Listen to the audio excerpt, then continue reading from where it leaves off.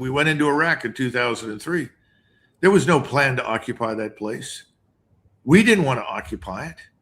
Dr. Wolfowitz and his gang wanted us to occupy it. And he recruited Cheney, and they went in to see not Donald Trump at the time, but President Bush. Said, let's occupy it. You know what they said? They said, Mr. President, we have an opportunity in Iraq that was greater than anything we thought. Iraq was far weaker than we anticipated. We can build the first Arab liberal democracy in the world from the ground up, and it will be friendly to Israel. So we've been smoking crack cocaine on a routine basis in Washington everywhere. This is the ultimate outcome. This is the penultimate demonstration of our stupidity, our ignorance, our arrogance. We're at the end of this process.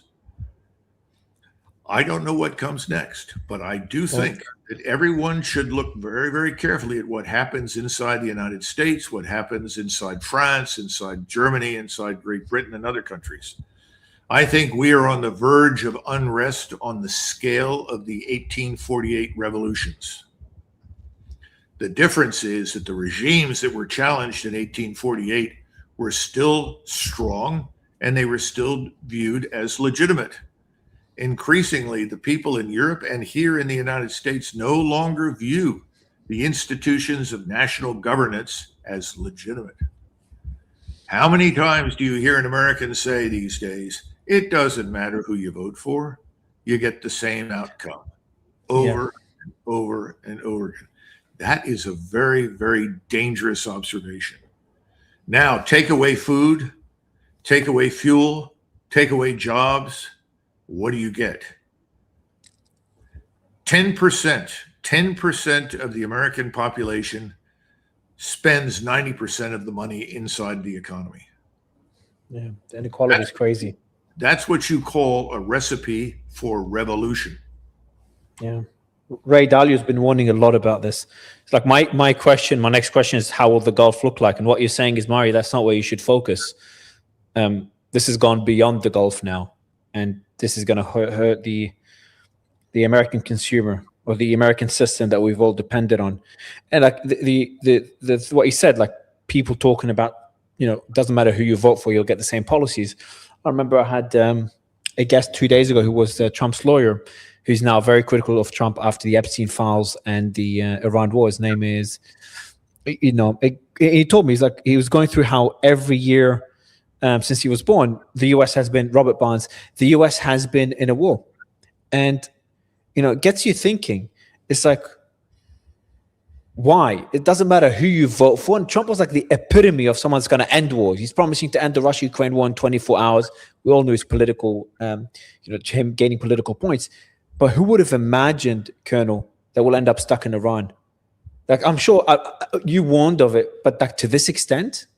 Yeah, well, never underestimate the stupidity of your political leaders and your senior military officers. I mean, you got to be frank about that. I mean, I knew this wasn't going to work, but I do admit that I think it's gone on longer than I thought it would. I would have thought that more sober minds would have prevailed earlier and reached some sort of face-saving agreement and beat feet out of the area. I would urge everyone to think in the following terms. There was a revolution in Russia. The first revolution in Russia brought a man named Kerensky to power. Kerensky was a social democrat. And Kerensky had an opportunity to lead Russia out of the war and in new directions. He wasn't interested in killing the Tsar. He was not interested in destroying the institutions that had governed Russia for hundreds of years.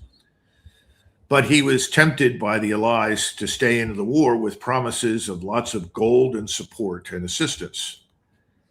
And 8 months after he took over, he was replaced by someone else who promised to end the war. And that man was Lenin. And Lenin ended the war. Mm-hmm. My advice to everybody involved in this travesty in Washington is end the war now. Don't tempt fate. We are not as concrete in our character as everyone thinks. Society is more fragile than everyone thinks. Our civilization is more fragile. This business of destroying other people's countries, that's sheer insanity. We need all the civilization we can get on this planet right now. The last thing we should be interested in doing is destroying anyone's civilization, most of all our own. And that is arguably what's happening. And it's not yet noticeable, but it's going to become much more noticeable in the months ahead.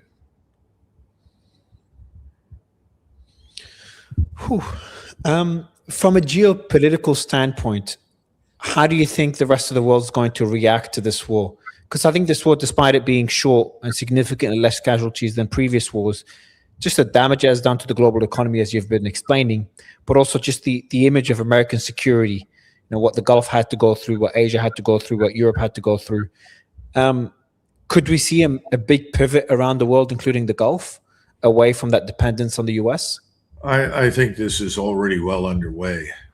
It's abundantly clear that China, once again, is essentially the engine of prosperity for the world. Now, what do I mean by that?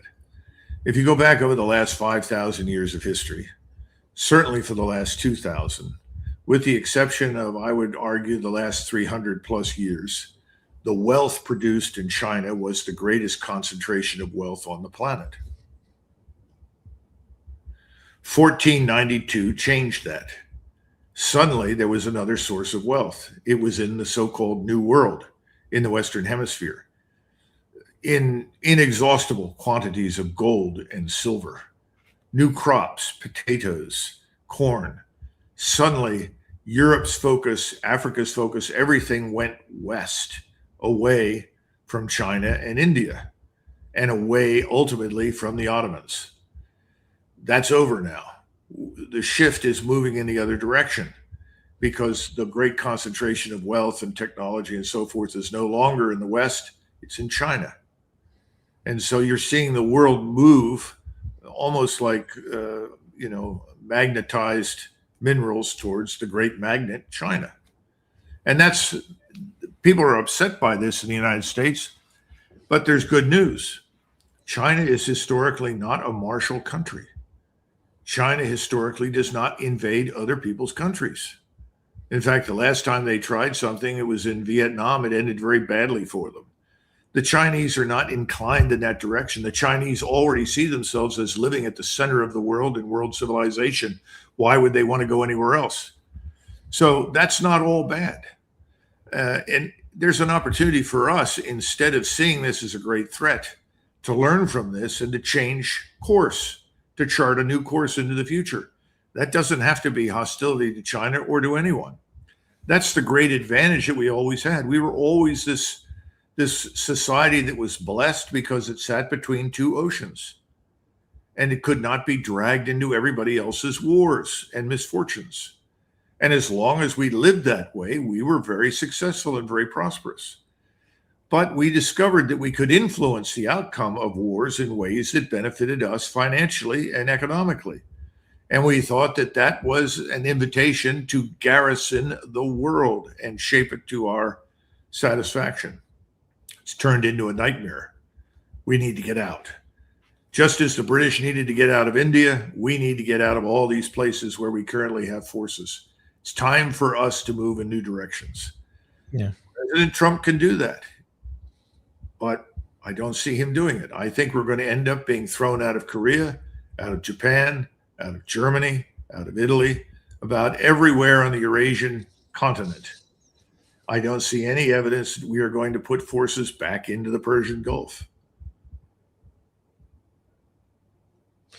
As a final question, I always like to ask you that, to speculate based on the information we have now, beyond the economic impact this could have on the US.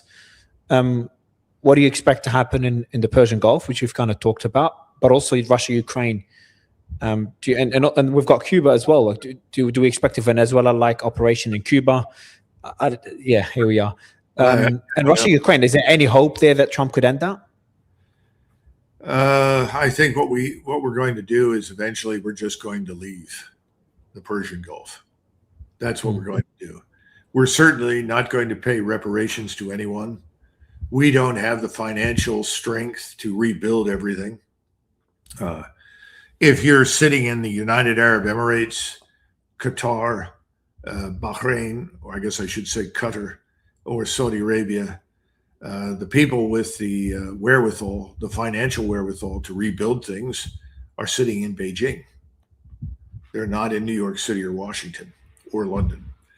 So I think that's the direction things are going to go there. It's the natural outcome of this stupid war.